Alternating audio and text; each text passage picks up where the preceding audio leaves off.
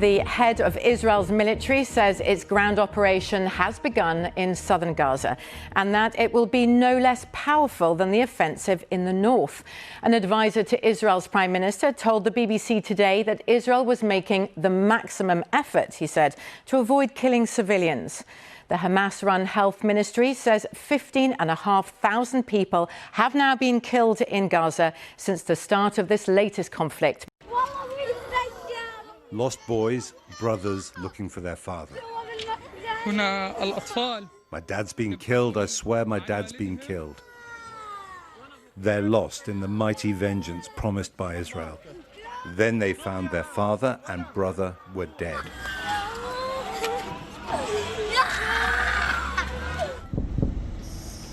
The strike, filmed by a freelance journalist, destroyed the home of the Abu Aida family in Jabalia, northern Gaza. These are the latest Israeli army pictures. They're pushing forward into southern Gaza. The American Defense Secretary says he's warned Israel repeatedly that if its troops don't stop killing so many Palestinians, they will drive civilians into the arms of Hamas, turning a tactical victory into a strategic defeat. In Khan Yunis, civilian casualties are overwhelming the hospital. Israel insists civilians are getting warnings and time to get to designated safe areas. A UN official on the spot says that's not happening. Everything's broken down. The war on children has resumed, and with a ferocity, at least here in southern Gaza, that has not been seen before during this war. Another narrative that is so dangerous, this idea of that we will not, what happened in the north will not be allowed to happen in the south. Well, I can bear witness to its happening. On the West Bank, the village of Karawat Beni Hassan was mourning Ahmed Mustafa Assi. Local people said he was killed last night by armed Israelis from a nearby Jewish settlement. Palestinians said Jewish settlers entered the village late on Saturday afternoon, protected by the Israeli army. Settlers, they said, opened fire when local men rushed to stop them burning cars and a house. It was dark by the time they found the body of Ahmed Mustafa Assi. They prepared the father of 6 for burial. Attacks by Jewish settlers on Palestinians are repeatedly condemned by the Americans, British, and other allies of Israel. Around noon, after the funeral, the men of the village paid their respects to Ahmed Assi's family. Settler violence against Palestinians has risen sharply since Hamas attacked on October the 7th. It is rarely prosecuted.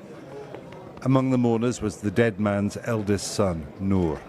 The settlers are violently opposed to a Palestinian state alongside Israel, and they have powerful allies in the Israeli government. The lack of security has helped them act like this, said Othman, Ahmed Assi's brother. The army are protecting them, not stopping them, but the future will be good, as God promised us. This land is ours, this country is ours, he said. One thing has come out very strongly in the last couple of days of talking to Palestinians in the West Bank. Something has changed since October the 7th. The settlers are more aggressive, they're better armed, and they're pushing harder. The increase in violence is a direct result of the Gaza war, making international protests that the settlements are illegal even less important to those who believe God gave this land to the Jews.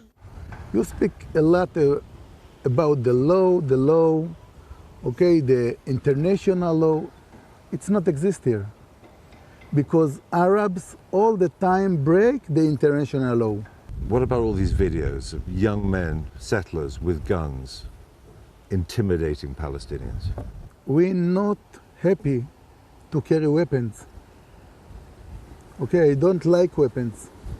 But if we not carry weapons, destroyed us. The Arabs destroyed all the Jewish people. After this war, the Americans want an independent Palestinian state alongside Israel to secure the future. The rising violence in the West Bank shows that might be impossible. Jeremy Bowen, BBC News, Jerusalem.